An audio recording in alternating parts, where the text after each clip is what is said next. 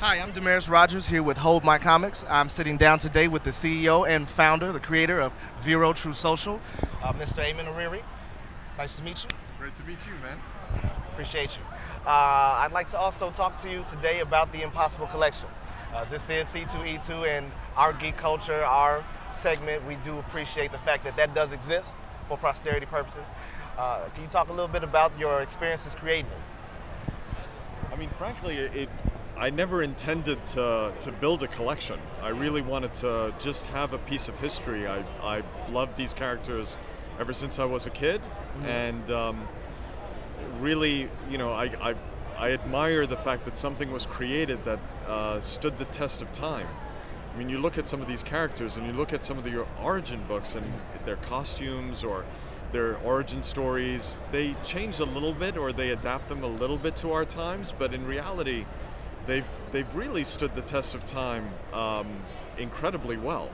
So I think that, you know, that is just a beautiful way of telling a story, and I wanted to own a piece of that, and I started collecting, and you know, it just kind of haphazardly happened, and that's actually why I called it the Impossible Collection, because I take no credit really in not having an intent at the beginning of saying, okay, I want to build this massive collection.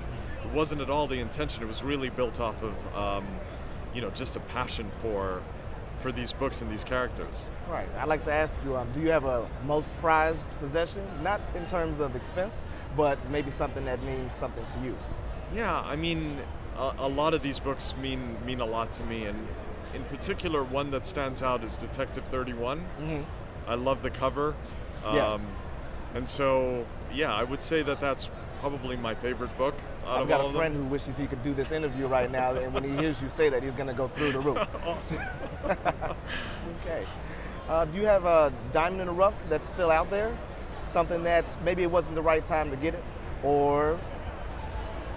You know, frankly, I never looked at it that way. It was really just good fortune coming across books that were being sold by their owners.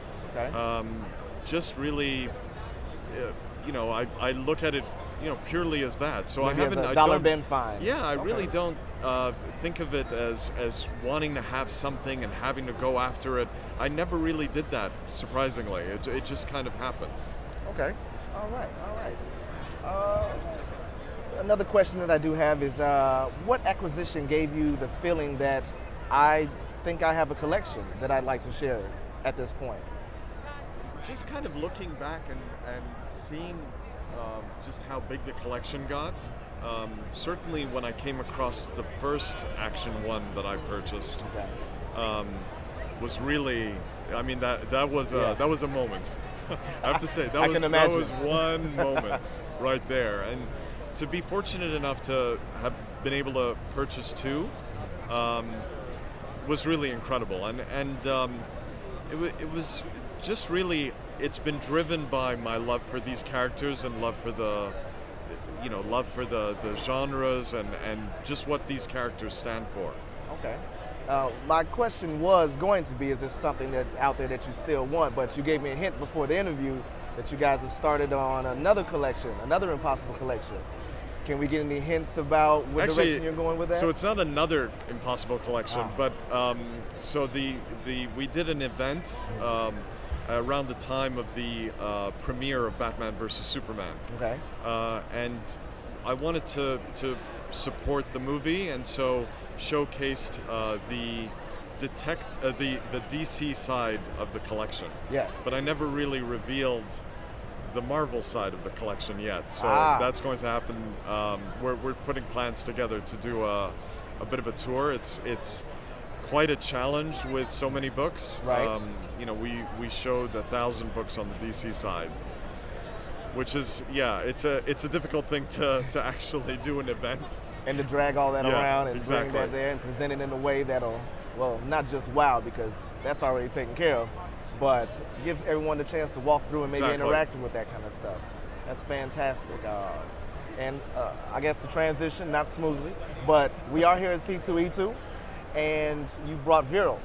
And I'd like to speak to you about VERO. What do you hope to achieve by bringing that here to instead of the collection, I guess. I mean, frankly, us being at C2E2 is more about the cosplayers than it is about us. I mean, we're really appreciative of the fact that cosplayers have chosen VERO as a platform that they love to use.